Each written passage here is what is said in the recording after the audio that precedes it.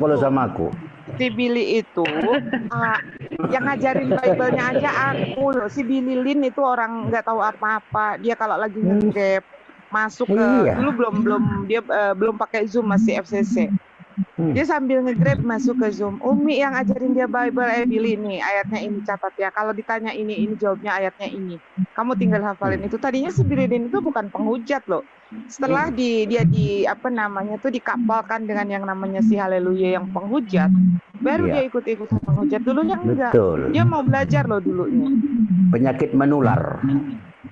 Iya. Umi aktif medsos mulai kapan, Umi? Aktif medsos sejak Facebook. Umi aktif medsos sejak kapan? Dari 89.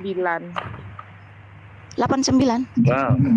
Waktu pertama ada Facebook aja. Itu kan udah ada debatin tas agama. Iya. Tahun 89.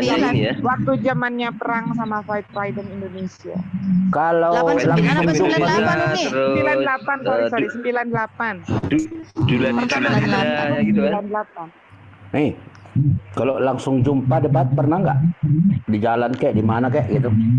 Mana ada mereka boro-boro jumpa debat-debat secara terbuka kayak begitu, diajak head to head aja mereka nggak mau karena mental mereka itu mental keroyokan. Abang nggak usah bicara itulah katanya sama aku kalau jumpa. Jangan bicara agama lah bang katanya. Aku tak Oh pandai. ya 2008, sorry baru ada Facebook 2008. Kalau 98 baru kemarin dong. Baru ada Facebook itu 2008 2009. Karena mematikan langsung anak orang kok Tuhan ada-ada aja kau. Kalau aku Januari 2015, jadi masuk tahun ke-9 berarti udah jadi profesor, guru besar medsos.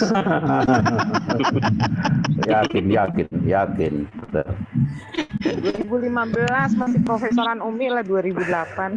Dari bahasanya, dari bahasanya kan yakin. Iya. Kalau dulu itu kan perangnya bukan perang pemikiran, tapi perangnya goyang jempol dulu itu. Jadi mereka masih enak, masih bisa copy paste. Kalau kayak gini kan sekarang nggak bisa. Sekarang perangnya perang pemikiran. Apalagi kalau si Sokatul, Umi. Sokatul kan seperti yang dibilang Rocky Gerung, no power no point tuh yang sering bawa PowerPoint. Nah, Sokatul itu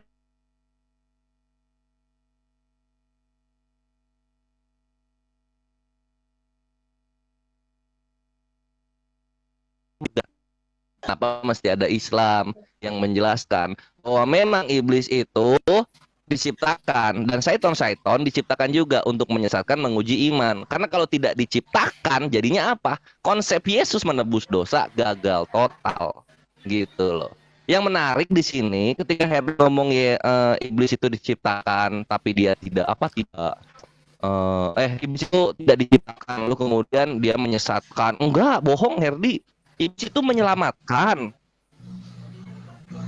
Lalu iblis pun bekerja sama. Kenapa? Karena iblis itu menyesatkan. Kita lihat nih di Yesaya 30:28. Di sana dikatakan apa? Tuhan pun bekerja untuk apa? Menyesatkan bangsa-bangsa gitu. Perhatikan konsepnya ini jahat banget Tuhannya Israel ini ya. Misalnya kita lihat di belum bentar. Yesaya 30:28 di sana menyesatkan. Kemudian di Yesaya 45 nomor 7 coba. Bandingkan dengan Islam ya. Islam tuh surah Yunus ayat 44. Sesungguhnya Allah tidak pernah menzolimi manusia sedikit pun. Hanya manusia yang menzolimi dirinya sendiri. Kalau kekristenan enggak. Tuhan menciptakan kebanyakan kejahatan. Yesaya 45 nomor 7. Enggak sih? Kores, kamu ngerti enggak sih pertanyaan ini? Kamu ngerti enggak sih pertanyaan ini? Udah dijawab kok. Enggak, belum. Yang ya udah lu tinggal tanggapi aja. Lu tinggal tanggapi aja sekarang. Begini. Setelah waktu gua beres tapi. Oke, Allah yang maha baik, Allah yang maha pengasih, Allah yang maha penyayang. Iya, itu makanya sabar aja. Tetapi toh menciptakan iblis untuk menyesatkan manusia. Coba kita berlogika atau kita coba berpikir secara arif. Bagaimana mungkin Allah yang baik, yang mulia, yang maha baik, penyayang dan lain sebagainya, dia ciptakan manusia loh. Dia menciptakan manusia. Tetapi manusia akan disesatkan, akan dibinasakan di dalam neraka bersama-sama dengan iblis. Gitu loh. Coba Kores berpikir dulu, Kores. Ya kita perhatikan Enggak, dalilnya, enggak. kita perhatikan Coba- ya, kita perhatikan coba kamu dalilnya nih. berpikir Misalnya. Iya, ini gue jawab. Surah Al-Baqarah 26, dan tidak ada yang disesatkan Allah kecuali orang-orang yang fasik gitu. Surah Ibrahim ayat 27, dan Allah menyesatkan orang-orang yang zalim. Bandingkan. Jadi ada tuh yang disesatkan Allah itu siapa? Orang fasik dan orang zalim ya. Itu kita ambil gitu. Sedangkan Muslim nggak pernah disesatkan. Nah, kita lihat agamanya Kristen, kita lihat. Yesaya 30:28. Hembusan nafasnya seperti sungai yang menghanyutkan. Ia datang untuk mengayak bangsa-bangsa dengan ayak kebinasaan dan untuk memasang sesuatu kekang yang menyesatkan di mulut suku-suku bangsa. Dar. Semua bangsa disesatkan. Lu mau bandingin dengan Allah yang hanya menyesatkan orang-orang fasik dan zolim? Kalian semua bangsa disesatkan. Aku jawab ya. Gitu loh bedanya, Oke. my bre. Jangan ditutup-tutupi gitu loh. Kores sudah. Jangan ditutup-tutupi. Dia nggak Nah, apa-apa. thank you, silahkan Udah? ditanggapi. Ini teman-teman Silakan. sabar dulu, tenang aja santai. Iya, gantian ya supaya enak Iya. dengarnya. Nah, gini Kores, kalau soal iblis di dalam Alkitab itu dia diciptakan mempunyai free will, bro. Jadi semua malaikat itu diciptakan mempunyai free will. Seperti kita juga manusia kalau dalam Kristen itu diciptakan melalui free will. Nah, ada satu oknum malaikat yang disebut Helel bin Sakar. Karena dia punya free will, dia memberontak terhadap Allah. Nah, malaikat ini dibuang ke dunia. Sebelum dia buang, dia seret teman-temannya yang sependapat dengan dia. Itulah yang disebut setan atau iblis. Makanya di dalam Alkitab atau Kristen, setan atau iblis itu tidak diciptakan. Karena Allah kita adalah Allah yang Maha Kasih. Dia tidak pernah merencanakan sesuatu yang jahat. Ingat, tidak pernah merencanakan sesuatu yang jahat. Kemudian saya jawab di 1 Korintus 5:5. Aduh, Kores, kamu diajarin dari dulu nggak ngerti-ngerti. Baca dari ayat 1-nya, nanti kamu akan dapat pengertiannya. Jadi itu memang orang itu, maksudnya bukan kita serahkan dalam itu. Berarti pengertiannya bagaimana? Karena dia sudah melakukan, dia harus menanggung akibatnya. Nah, akibatnya ini artinya diserahkan pada setan. Kenapa itu? Supaya dia dihajar, dia dididik gitu loh. Ya. Sehingga dia bisa diselamatkan nanti pada saat kematian yang rohnya bisa diselamatkan gitu loh, Kores. Baca dari ayat 1 sampai 5 gitu loh. Nah, yang belum terjawab nih sebetulnya pertanyaan dari teman-teman, Kores, yaitu Allah yang menyesatkan iblis, iblis yang menyesatkan Allah manusia. Jadi kalau iblis menyesatkan manusia, manusia disesatkan oleh iblis, tapi kan penyebab utamanya siapa? Allah. Jadi seolah-olah dari redakturnya ayat itu, Allah tuh merencanakan yang jahat sama kita gitu loh, Kores. Bukan dari pihak iblis sendiri. Beda dengan Allah Kristen. Allah Kristen tidak pernah merencanakan sesuatu yang jahat. Tetapi iblis ini tidak ingin manusia ikut sama Allah. Inginnya ikut sama dia. Dibuang sama-sama ke neraka nantinya. Itu loh perbedaannya loh, Kores. Jelas nggak pertanyaannya saya? Clear nggak nih? Jadi Clear. yang ya oke, silakan jawab, bro. Oke, ini gue jawab ya. Nah, di Islam sendiri seperti yang gue bilang ya, itu bisa dicek oleh kawan-kawan baik Muslim maupun Kristen. Ini zaman digital. Silakan dibuka Al-Baqarah ayat 26 dan juga Ibrahim ayat 27 gitu. Di situ udah dijelaskan banget. Kamu udah ada punya teman, Kores? Temanmu udah ada belum? Masih dipanggilin. Naikkan yang lain ya, aku mau turun dulu ya. Makasih banyak, Tuhan berkati. Oke, Pak Shalom, Pastor Salmon. Ya.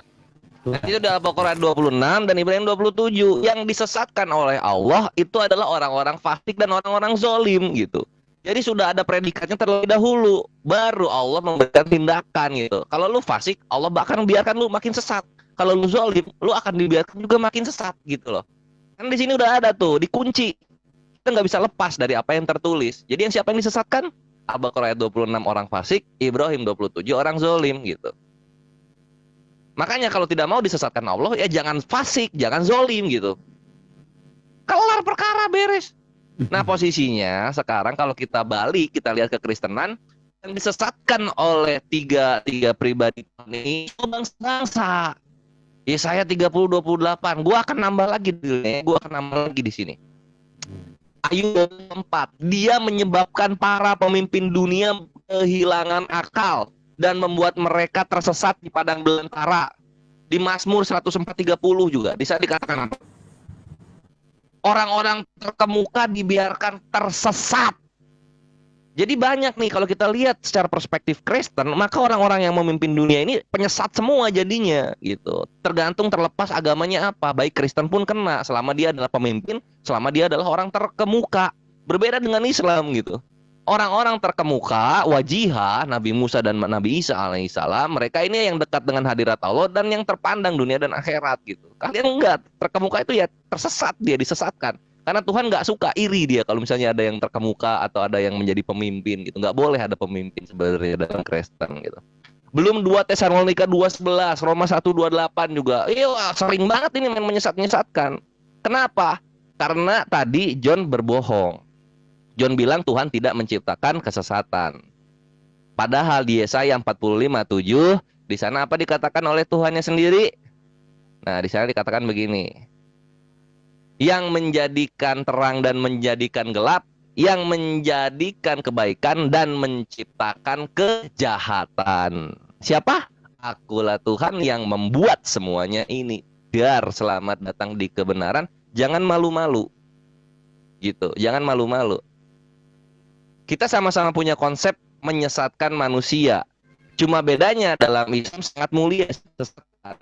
Berbeda dengan Kristen yang disesatkan itu semua manusianya gitu. Kenapa?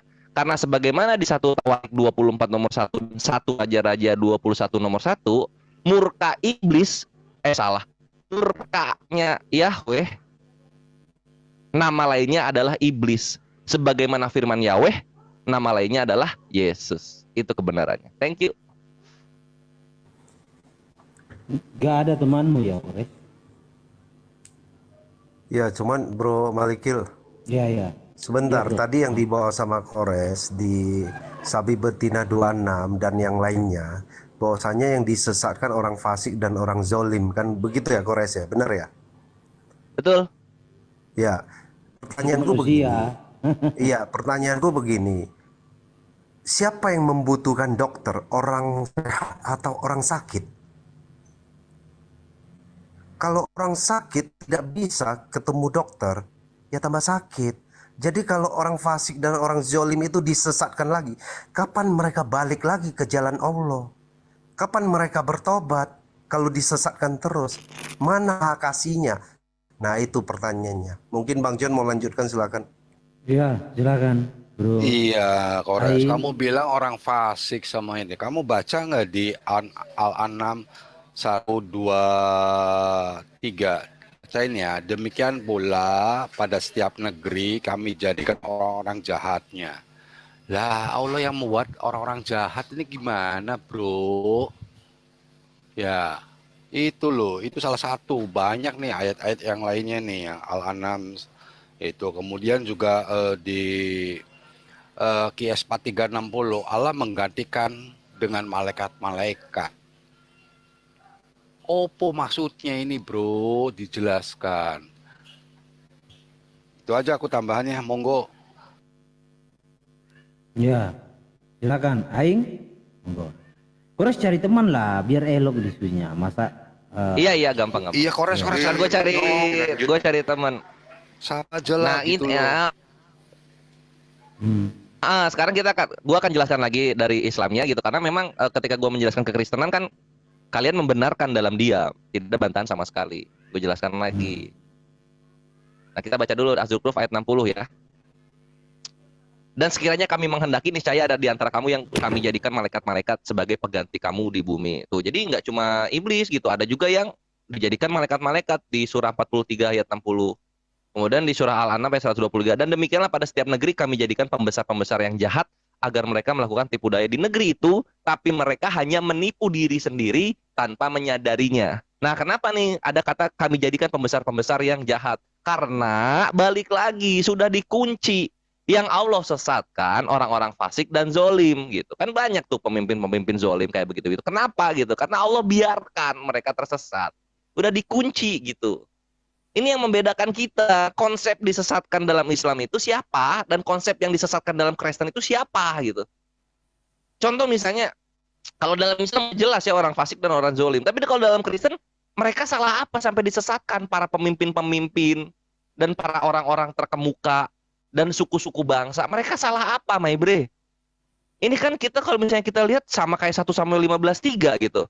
Amalek. Yang salahnya siapa? Yang dibantai sama binatang ternaknya. Yang dibantai sampai binatang ternaknya gitu. Terus kalau kita lihat ke pengajaran Yesus juga. Coba kita lihat gitu mengenai konsep penyesatan-penyesatan ini ya. Orang-orang yang dianggap tersesat, lalu kemudian orang-orang ini dianggap tidak mengakui Yesus sebagai raja. Apa yang dikatakan Yesus? Lukas 19:27. Seretlah mereka ke hadapanku dan bunuhlah mereka yang tidak menerima aku sebagai rajanya. Kan itu jadinya. Gitu loh. Kenapa? Karena murka Tuhan nama lainnya iblis. Murka Tuhan namanya lainnya iblis. Dan orang-orang yang suka membunuh bapaknya iblis. Makanya Yesus sebagai raja bilang, bunuh orang-orang yang gak suka aku menjadi rajanya. Sifat apa ini coba? Kan gitu. Kita balik lagi. Iblis tidak diciptakan dalam Kristen. Sehingga dia kan ada sendiri kan. Antara ada dua pencipta yaitu Yahweh dan iblis. Atau memang Yahweh dan iblis ini satu hakikat. Karena sama-sama tidak diciptakan. Lalu yang kedua, soal apa tadi? Oh iya, terus kemudian perhatikan lagi pengajarannya Yesus. Lukas 14:23-24. Paksalah semua orang untuk masuk ke rumahku karena rumahku harus penuh. Siapa lagi tukang maksa-maksa selain iblis itu sendiri? Siapa lagi, bre? Itu loh. Nggak ada tuh dalam Islam tuh kata paksalah gitu. Nggak ada tuh. Jelas-jelas tertulis kata paksalah itu adalah Yesusnya sendiri. Dari mulut Yesus keluar kata-kata itu. Paksa semua orang masuk ke rumahku. Lah kalau gua nggak mau gimana? Lukas 19:27 berlaku. Bunuh. Gitu. Dan siapa lagi kalau bukan pembunuh itu selain iblis itu sendiri. Thank you. Oke, gini bro. Aduh, nggak pinter-pinter sih kamu Kores. Gini, orang Amalek tuh kamu harus baca dulu semuanya. Itu yang memulai itu orang Amalek dulu yang menyerang Israel dari belakang, membunuh, menghabisi gitu loh. Nah, jadi nggak salah kalau Israel menghabisi mereka. Selain itu juga Amalek itu penyembah-penyembah berhala. Ini Aku lagi kerja, bro. Oke, siap bro. Oke, nanti aja. Nah. Yo. Ya. Terus soal tadi itu bahwa iblis tuh kalau dalam Kristen tuh yang menggoda karena Allah tidak pernah merencanakan apa-apa. Terus kamu ayat tadi Yesus suruh bunuh mana? Kamu hanya ngomong-ngomongan aja, buktikan dong. Ayatnya yang dalil jadi bisa dijawab dengan jelas. Nah, sekarang aku mau tanyain kamu nggak ngejawab ini. Berarti Lukas 19:27, Lukas 14:23-24, John. Iya. Gue bawa dalil, gue selalu bawa dalil. Oke. Itu semua tentang perumpamaan yang dibawanya. Aduh. Jadi gini loh Kores kan, Allah yang menyesatkan iblis ya. Jadi Allah yang mengadakan penjahat-penjahat. Berarti kan image-nya, berarti memang Allah selalu merencanakan yang jahat juga selain yang baik gitu loh. Lah apa begini gitu loh sifatnya. Kan Allah Maha Suci kan bertentangan dengan sikap-sikapnya ya kan. Kemudian kalau kita baca-baca lagi ya ini manusia sudah ditakdirkan. Ya, malah ada cerita malahan orang berdosa dimasukin ke surga. Orang yang ahli ibadah masukin ke neraka.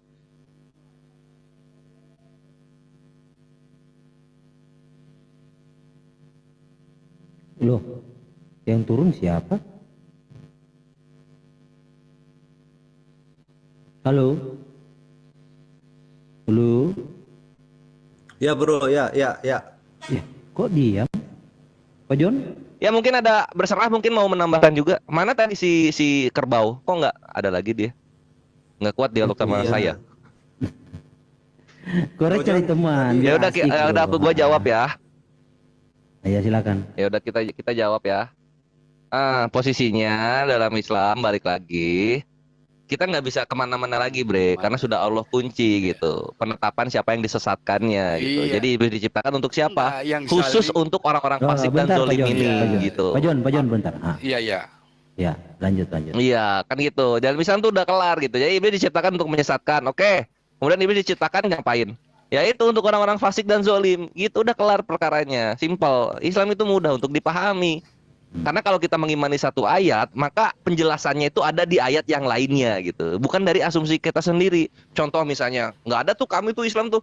Ayat ini apa maksudnya? Oh itu perumpamaan. Udah aja beres. Nggak ada maksud apa yang diumpamakan dari apa tuh nggak ada gitu. Nggak begitu kita tuh. Kita menerjemahkan, kita menafsirkan, menjelaskan Al-Quran dari ayat-ayat yang lain dalam Al-Quran itu sendiri gitu. Itu kerennya Al-Quran. Kalau kalian kan enggak. Oh itu perumpamaan. Oke, perumpamaan tentang apa? Oh itu perumpamaan. Kan enggak, masa gitu? Kan enggak kan?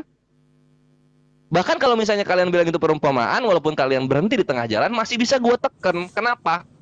Dari sekian banyak perumpamaan, kenapa perumpamaan pembunuhan dan pemaksaan yang diambil? Nah, kenapa yang itu? Kan susah nanti dijawabnya. Makanya yang letterless aja lah. Apa yang ditulis itu yang kita imani. Gue nih orangnya soal skriptura kok. Kalau misalnya Yesus ngomong begitu ya gue imani gitu.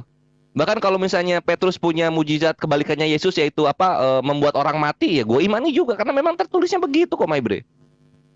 Posisinya sekarang kita sudah melihat Kristen ini menutupi apa yang sebenarnya lebih parah di dalam kitab kalian sendiri. Gitu. Kalian menutupi itu. Gitu. Apa? Iblis menyelamatkan pada hari Tuhan. Dan iblis memang tidak tertulis tertulis menyesatkan. Tapi yang menarik apa? Yahweh-nya sendiri pun sering-sering menyesatkan. Dan implementasinya Yesus memaksa dan membunuh orang-orang yang tidak percaya dirinya raja. Thank you. Oke. Pak Jon masih mau tambahkan atau gimana? Lanjut bro, coba bronya ngomong juga dong. Aku monitor dulu. Oke, siap. Jadi Kores dari tadi bawa tentang Lukas. Jadi situ kan tentang gambaran perumpamaan bagaimana dia nanti di akhir zaman sebagai hakim. Ya jelas orang-orang yang tidak taat kepadanya itu akan dibinasakan ke dalam neraka. Itu gambarannya, ya, perumpamaannya, ya. Jadi di hari penghakiman nanti ya seperti itu. Nah, anggapan Kores kan itu terjadi di zaman sekarang. Tidak begitu, itu nanti di akhir zaman. Makanya baca dari atas itu ada gambarannya. Itu nanti akan terjadi di akhir zaman. Di akhir zaman dia akan menghakimi. Nah, lalu tentang iblis. Sebenarnya kan topik ini adalah iblis. Iblis dalam sudut pandang Kristen dan Islam. Nah, kita harus clearkan dulu. Di dalam kekristenan kan sudah dijelaskan oleh kawan-kawan dari tadi. Iblis itu tidak diciptakan. Tetapi iblis itu adalah malaikat yang oleh Tuhan diberikan free will, dia menyalahgunakan. Sehingga dia memilih melawan Tuhan. Karena iblis itu diambil dari kata diabolos, yang artinya menentang, melawan. Ketika malaikat itu menentang dan melawan Tuhan, dia disebut iblis. Jadi iblis itu adalah malaikat yang melawan, menentang Tuhan. Bukan seperti di dalam pengertian terminologi Islam. Di Islam itu kan Allah menciptakan iblis. Jadi sudah diciptakan ya penentang itu. Yang melawan itu sudah diciptakan ya melawan. Allah menciptakan gelap, menciptakan dalam pemahaman kekristenan ya gelap dan terang, ya. Di dalam kekristenan ada gelap dan terang itu tidak serta-merta satu pengertian. Ada gelap secara hurufiah, ada gelap secara makna, yaitu iblis, gelap dan terang, ya. Nah, di dalam Islam kan secara terminologi penentang itu diciptakan terang-terangan. Nah, di dalam kekristenan tidak seperti itu. Di dalam Kejadian 1:131 dikatakan di sana Tuhan menciptakan Elohim menciptakan segala sesuatu dan dipandangnya baik. Jadi yang Elohim ciptakan itu semua baik, dipandangnya baik. Nah, menjadi tidak baik karena dia memberikan free will. Itu menjadi tidak baik karena Elohim memberikan free will. Nah, ketika free will itu